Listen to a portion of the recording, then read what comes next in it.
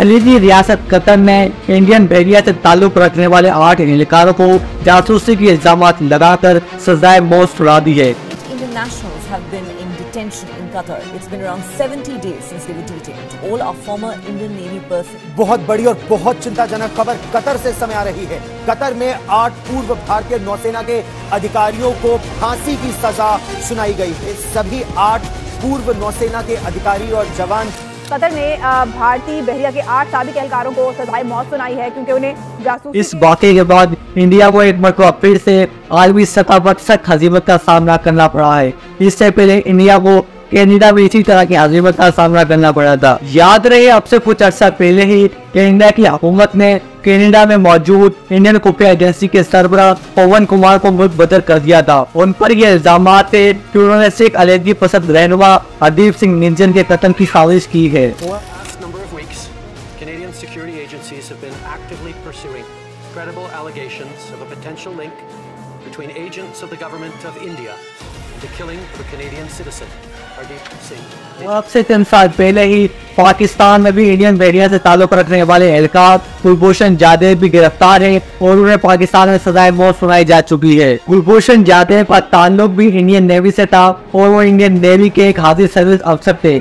इसके अलावा कतर ने जिन लोगों को सजाए मौत सुनाई है उन तमाम के तमाम अफसरान का ताल्लुक भी इंडियन नेवी से है और वो इंडियन नेवी के साबिक एहलकार है। इंडियन नेवी से ताल्लुक रखने वाले तमाम के तमाम एहलकार कतर में वाक़ एक दिफाई कंपनी अल ज़ाहिर अल आलमी में मुलाजमत कर रहे थे और ये कंपनी ओमान के एक शहरी की मिल्कियत है जो ओमान की फजाइया में स्क्वाड्रन लीडर रह चुके हैं। कतर ने इंडियन एहलकारों के साथ ही इस कंपनी के मालिक को भी गिरफ्तार किया था जिसे पिछले साल नवंबर में रहा कर दिया। याद रहे अल ज़ाहिर अल आलमी नामी एक कंपनी एक दिफाई कंपनी है जो कतर की बहरिया को दिफाई तरबियत फराहम करती है। तो आखिर इंडियन बहरिया से ताल्लुक रखने वाले इन तमाम के तमाम अफसरान पर इल्जामात क्या हैं? इन साबिक अफसरान पर इल्जामात है कि तमाम के तमाम अफसरान कतर की आदों के मुतालिक खुफिया मालूमात मुल्क को फराहम कर रहे थे। अब इस तमाम मरहले में 2 अहम तरीन सिनेरियो बनते हैं। पहला सिनेरियो तो ये कि तमाम के तमाम 8 एहलकार अपनी जाती हैसियत में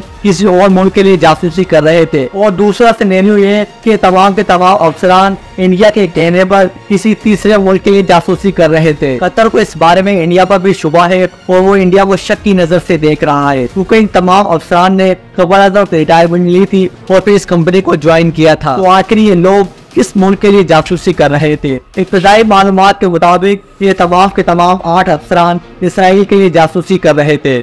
जदीद टेक्नोलॉजी से लैस इन आबदूदों पर इसराइल की शुरू से ही नजर थी मगर इसके लिए वो बराह रास्त जासूसी नहीं कर सकता था और इस जासूसी के लिए उसने इंडियन अफसरानों का इस्तेमाल किया। तो आखिर इसराइल कतर की जासूसी क्यों करेगा? इसका एक सादा सा जवाब है कि कतर ईरान का गहरा दोस्त है और ईरान इसराइल का दुश्मन है। इसराइल को शुबा है कि कहीं कतर ईरान की मदद ना कर रहा हो। इंडियन बहरिया से ताल्लुक रखने वाले इन 8 अफसरान को पिछले साल अगस्त में गिरफ्तार किया गया था और इन्हें मुलाजमत से बरतरफ कर दिया गया था और इसके बाद इनका ट्रायल एक अदालत में चला और फिर 26 अक्टूबर 2023 को इन तमाम 8 एहलकारों को सजाए मौत सुना दी गई। इस बारे में इंडियन हुकूमत का रवैया इंतहाई मोहतात है और इंडियन हुकूमत ने अपने अफसरान की सजाए मौत की सजा पर तशवीश का इजहार किया है। कतर के हवाले से इंडिया का रवैया इसलिए भी मोहतात है क्योंकि इस वक्त कतर में 7 से 8 लाख इंडियन शहरी मुलाजमत करते हैं और जिससे इंडिया एक बड़ी तादाद में रेवेन्यू जनरेट करता है। इसीलिए इंडिया ऐसा कोई कदम नहीं उठाना चाहता जिससे कतर और इंडिया के ताल्लुकात खराब हो।